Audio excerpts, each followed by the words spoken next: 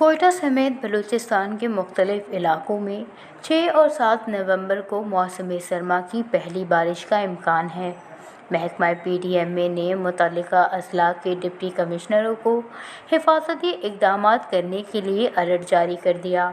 جمعرات کو محکمہ پی ڈی ایم اے کی جانب سے جاری کیے گئے الرٹ کے مطابق کوئٹہ صواب، بارکان، چمن، قلعہ سیف اللہ، بولان سبی، کرلات، لسبیلا، ہرنائی، نصیر آباد، ڈیرہ بگٹی اور ملکہ علاقوں میں ہلکی اور درمیانے درجے کی بارش کا امکان ہے۔ مراسلے میں متعلقہ اضلاع کے ڈپٹی کمشنروں کو جانی اور مالی نقصان سے بچاؤ کے پیش نظر مشینری کی دستیابی، نالوں اور سیلاب کے راستوں میں آنے والے علاقوں میں آمد و رفت کو روکنے، سڑکیں بند ہونے کی صورت میں ان کی بحالی، سیاحوں کو موسمی حالات سے آگاہ رکھنے کی ہدایت کر دی گئی۔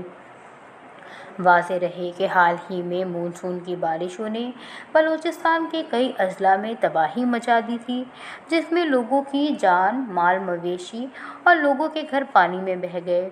جس کے باعث لوگ کھلے آسمان تلے زندگی گزارنے پر مجبور ہیں اور اب بھی امداد کے منتظر ہیں۔